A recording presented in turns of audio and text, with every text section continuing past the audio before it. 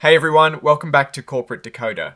Today we're diving into Kennedy Wilson Holdings Inc.'s latest report, and let's just say they've been busy tidying up some loose ends in their European operations. Get ready for some financial housekeeping that might just surprise you. Before we dive in, if you appreciate getting these insights straight from the source, make sure you're subscribed. And hey, if you want to chat more about these filings and other cool stuff, join our Discord community using the link in the description below. Alright, so what we're looking at here is a report from Kennedy Wilson Holdings Incorporated, dated the 3rd of October, 2025. This report tells us about an important event that just happened. The main player we're talking about is Kennedy Wilson Holdings Incorporated, which is the parent company. They are incorporated in Delaware, which is a common place for companies to set up shop. Their commission file number is 001-33824, and their IRS employer identification number is 26-0-508760.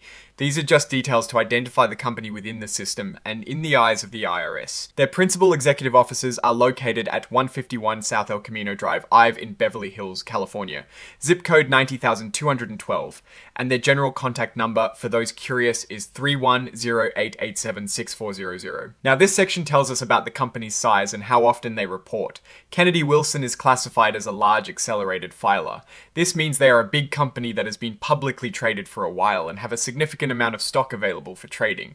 They have to file their reports more frequently and with more detailed information compared to smaller companies. And to confirm, they are definitely not a shell company. That means they are actively operating a real business, not just existing on paper. The company's common stock, which has a par value of $0.0001, is traded on the NYSE under the ticker symbol KW. This is the main way the public can invest in the company. The really interesting part of this report falls under item 8.01, which is for other events. This is where we get to the juicy details of what actually happened. On the 3rd of October 2025, something significant occurred with a wholly owned subsidiary of Kennedy Wilson Holdings Incorporated.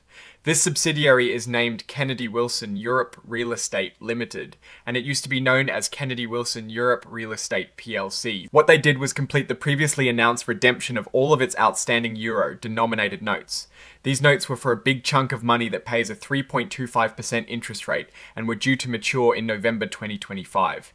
Think of these notes like a loan the company took out, but in euros, and they've now decided to pay it all back early. And the key takeaway here is that after this redemption, there are no more of these particular notes left hanging around. They've completely cleared them out. So how did they pay this off? Well, according to the terms of these notes, they paid back the principal amount, which was a hefty 300 million euros.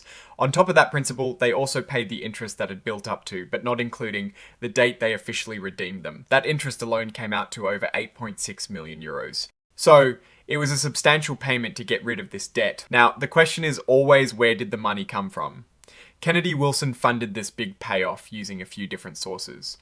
First, they used money they got from selling off some of their assets, which they had announced earlier. They also dipped into their existing cash reserves, what they call existing liquidity. And finally, they used funds available from their corporate revolving credit facility, which is essentially a line of credit they can draw on when they need cash. This combination of funding shows they managed to gather the necessary capital from a mix of their own operations and financial tools. This move to redeem these notes early signals a few things. It shows the company is in a strong enough financial position to pay off significant debt ahead of schedule. By getting rid of these euro-denominated notes, they might be aiming to simplify their debt structure, potentially reduce their interest expenses over the long term, or perhaps they believe they can deploy that capital more effectively elsewhere in their business. It is a proactive step that suggests management is confident about the company's future and its ability to manage its financial obligations. And finally, we come to the signatures. This report is officially signed off by Justin Embody, who is the Chief Financial Officer of Kennedy Wilson Holdings Incorporated. And it is all dated the 3rd of October 2025, the same day this redemption was completed. Looking at this filing, the story is pretty clear. Kennedy Wilson has taken a significant step to reduce its outstanding debt by paying off its 3.25% euro-denominated notes in full. This is generally a positive sign. It means they have enough cash on hand or access to credit to meet their obligations and are strategically choosing to eliminate this particular debt. Paying off debt early can reduce future interest payments, which directly boosts profitability. It also strengthens the company's balance sheet, making it look more attractive to investors and lenders. The fact that they funded it through asset sales and existing liquidity suggests they are being disciplined with their capital. However, we should always consider the broader picture. While paying off debt is good, we need to understand why they chose to do it now.